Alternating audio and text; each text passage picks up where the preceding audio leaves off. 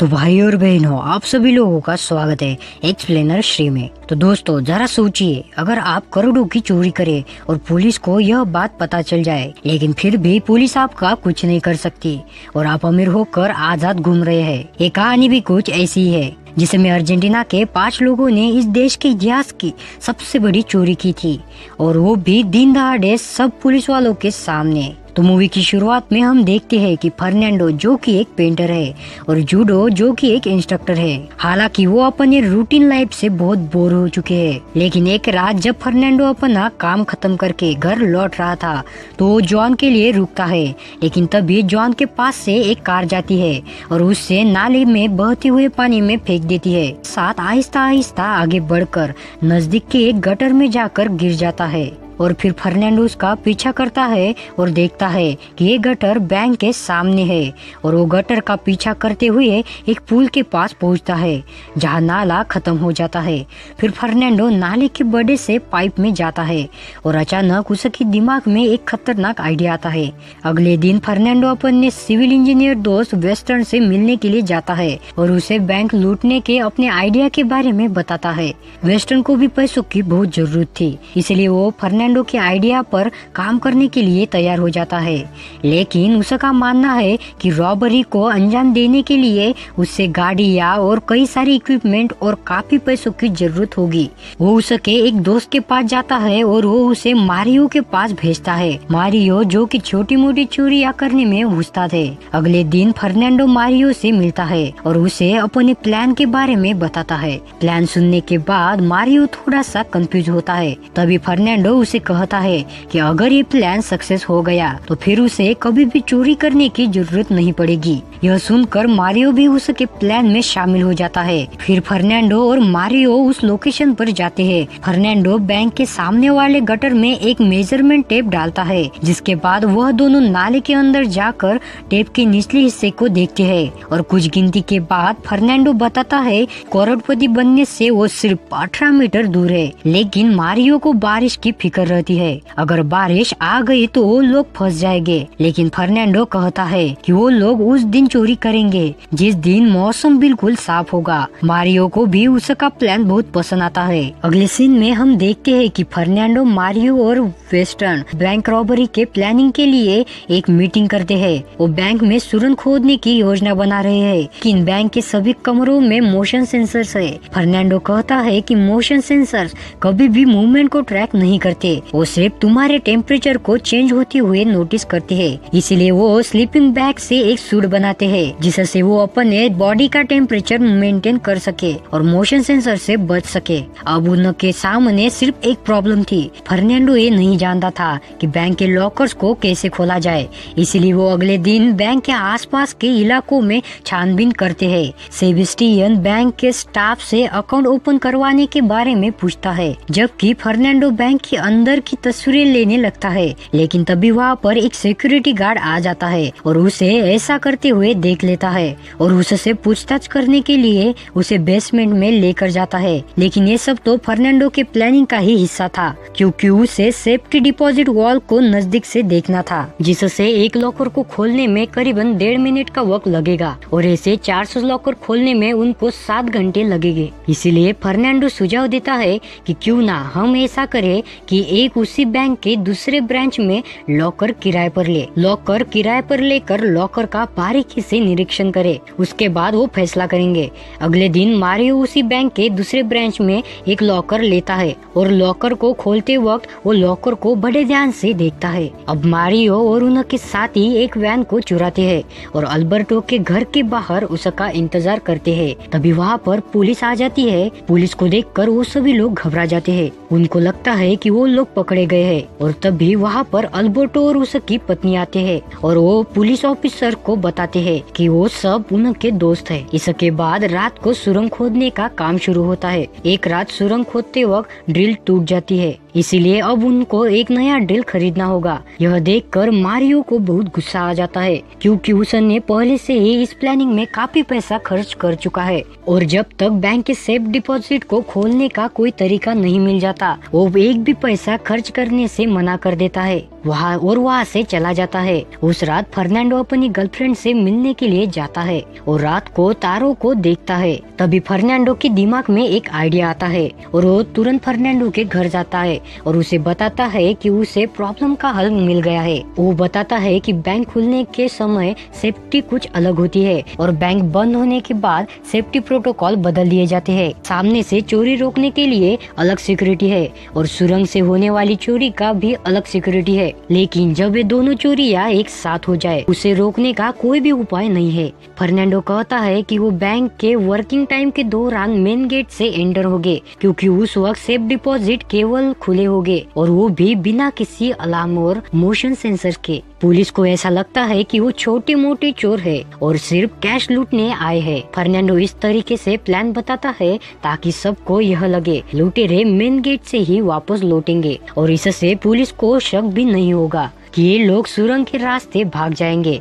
Fernando का idea सुनकर Mario बेहद खुश हो जाता है। अब बैंक रॉबरी का दिन आता है। गैंग के सभी मेंबर्स अपनी उंगलियों पर टेप लगाते हैं ताकि उनके फिंगरप्रिंट्स छिपाए जा सके। सेबेस्टियन नाले के रास्ते अपना काम करने के लिए अंदर जाता है, जबकि फर्नांडो और बाकी मेंबर्स बैंक के अंदर जाते हैं और अपने अपने मास्क पहन लेते हैं। मारियो और देवा अपनी गन निकाल कर फर्स्ट फ्लोर पर जाते हैं। वही फर्नांडो और अल्बर्टो ग्राउंड फ्लोर पर सबको अपनी गन पॉइंट पर लेते हैं। वो बैंक कर्मचारियों को फ्लोर पर लेटने का ऑर्डर देते हैं। वही एक सिक्योरिटी गार्ड सीसीटीवी रूम में पुलिस को अलर्ट करता है, लेकिन वहाँ पर फर्नांडो सीसीटीवी रूम में होने वाले कम्युनिकेशन को सुन रहा था। बैंक में कैशियर को ऑर्डर देता है कि वो सारे के सारे पैसे बैग में डाल दे। वही अल्बर्टो जाकर पार्किंग का गेट लॉक करता है। कुछ ही देर में पुलिस बैंक के बाहर होती है। पुलिस को देखते ही फर्नांडो एक सिविलियन को गन पॉइंट पर लेकर पुलिस को धमकी देता है कि अगर पुलिस ने बैंक में घुसने की कोशिश की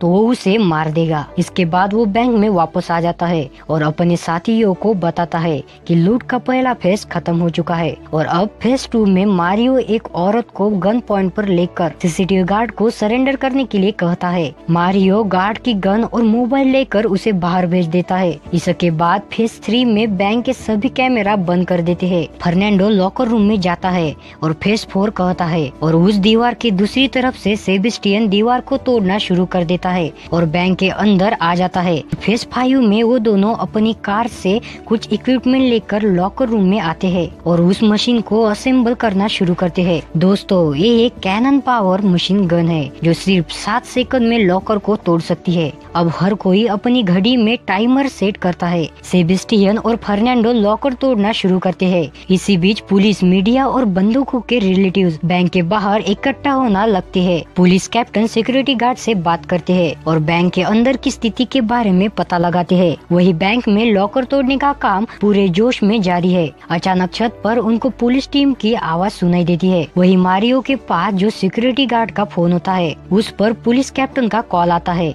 मारियो कैप्टन से बात करता है और बैंक की छत पर से पुलिस कर्मियों को हटाने के लिए कहता है, नहीं तो वो बंदूकों को मार देगा। कैप्टन को ये बात माननी पड़ती है, लेकिन पुलिस कैप्टन दूसरी बिल्डिंग की छत पर भेज देता है। फिर हमें फ्लैशबैक दिखाया जाता है। दरअसल फर्नांडो ने इस बारे में पहले से ही सोच रखा था कि पुलिस उनको घेर लेगी और लॉकर तोड़ते वक्त उनको कोई ऐसा चाहिए जो पुलिस को अटका सके। इसीलिए फर्नांडो मारियो को उसकी ट्रेनिंग लेने के लिए कहता है। इसी वजह से मारियो पुलिस वालों से काफी कॉन्फिडेंस के साथ बात कर पाता है। अब कैप्टन मारियो से पूछता है कि उसकी डिमांड क्या है। मारियो कहता है कि वो डिस्ट्रिक्ट ऑफिसर से बात करना चाहता है। कैप्टन उसकी डिमांड मानने को तैयार हो जाता है और 1 घंटे का वक्त मांगता है। इसी बीच फर्नांडो और सेबेस्टियन ने काफी लॉकर्स तोड़ दिए हैं, जिसमें ढेर सारा कैश और कई किलो गोल्ड ज्वेलरी है। बैंक के बाहर पुलिस अपनी स्ट्रेटेजी बनाती है। पुलिस कर्मी देखते हैं कि बैंक में एंटर होने के केवल 2 रास्ते हैं, एक मेन गेट और दूसरा पार्किंग एरिया। पुलिस कर्मचारियों का यह मानना है कि यहाँ पर एक छोटी सी लूट को अंजाम दिया जा रहा है। पुलिस कैप्टन फिर से मारियो को फोन करती है और उसे सरेंडर करने के लिए कहती है। कैप्टन उनको वकील देने की पेशकश भी करती है। जवाब में मारियो ये कहता है कि वो अपने साथियों से डिस्कस करके इस इसका जवाब देगा। इसी दौरान फर्नांडो और भी लॉकर तोड़ता है। वही पुलिस बाहर लाचार खड़ी है और यहाँ पर एक महिला का फोन बजता है और पता चलता है कि उसका आज जन्मदिन है। मारियो महिला को विश करता है और देवा उसके लिए एक चॉकलेट लेकर आता है। पुलिस उनको बर्थडे सेलिब्रेट करते हुए देख लेती है और मारियो उस महिला को गिफ्ट के रूप में आजाद कर देता है। मारियो खिड़की के सामने आकर पुलिस कैप्टन को फोन करता है और कहता है कि उसने अपने जीवन के 15 साल जेल में बिताए है और वो तभी सरेंडर करेगा जब उसे आश्वासन दिया जाएगा कि उसे कम से कम सजा होगी। कैप्टन इस बात के लिए मान जाता है और स्नाइपर्स को पीछे हटने का आदेश देता है। मारियो खिड़की से दूर हो जाता है और कहता है कि वो सिर्फ चेक कर रहा था कि पुलिस गोली चलाती है या नहीं। तभी वहाँ पर डिस्ट्रिक्ट आता है, लेकिन मारियो उसकी जगह वो अपने वकील से बात करने के लिए कहता है। जब कैप्टन उसके वकील का नंबर मांगता है तो मारियो उसे हॉस्टेज का नंबर देता है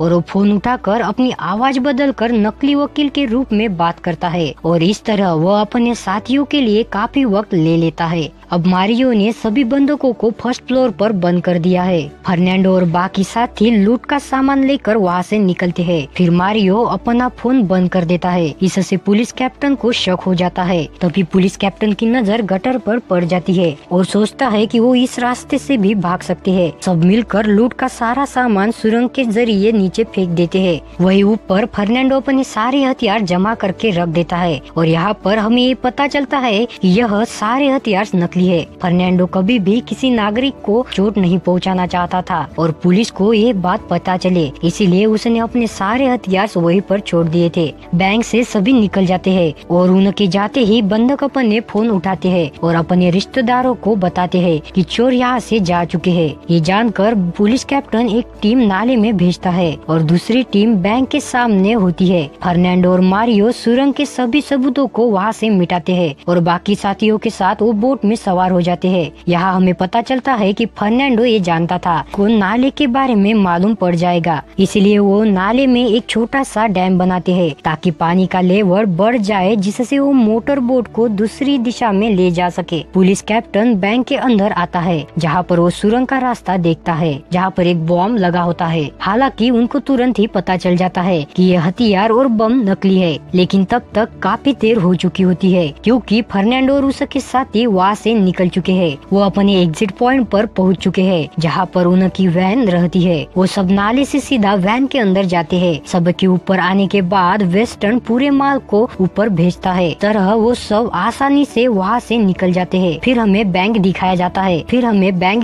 जाता है जो कि उस जगह से काफी दूर है। वहाँ से निकलने के बाद लूट में इस्तेमाल होने वाले सारे सामान को ये लोग जला देते हैं। फिर वो लोग अल्बर्टो के घर जाते हैं और लूट का सारा सामान आपस में बांट लेते हैं। दोस्तों, इस बैंक की रॉबरी को कुछ महीने बीत जाते हैं और सभी लूट के पैसों से आराम की जिंदगी जी रहे होते हैं। तभी एक दिन अल्बर्टो की पत्नी उसे एक लड़की को करते हुए देख लेती है और उसे मालूम पड़ जाता है कि अल्बर्टो उसे धोखा दे रहा था। वो काफी गुस्सा होती है और वो पुलिस स्टेशन में जाकर FIR दर्ज करवाती है और ये भी बता देती है कि बैंक रॉबरी में उसका पति भी शामिल था और उसका परिणाम ये होता है कि एक के बाद एक सभी गैंग मेंबर्स पकड़े जाते हैं। सभी को जेल में डाल दिया जाता है, जिसके बाद फिल्म फास्ट फॉरवर्ड में 7 महीने बाद दिखाई जाती है। हम देखते हैं कि फर्नांडो जेल में से रिहा हो रहा था और मारियो उसका वेलकम करने के लिए खड़ा है। इसके बाद हमें पता चलता है कि फर्नांडो ने ये तैयारी पहले से ही की थी कि अगर वो लोग पकड़े जाते हैं तो क्या होगा, इसीलिए वो लूट के दौरान खिलौने की गन का इस्तेमाल करते हैं ताकि किसी को भी चोट ना पहुँचे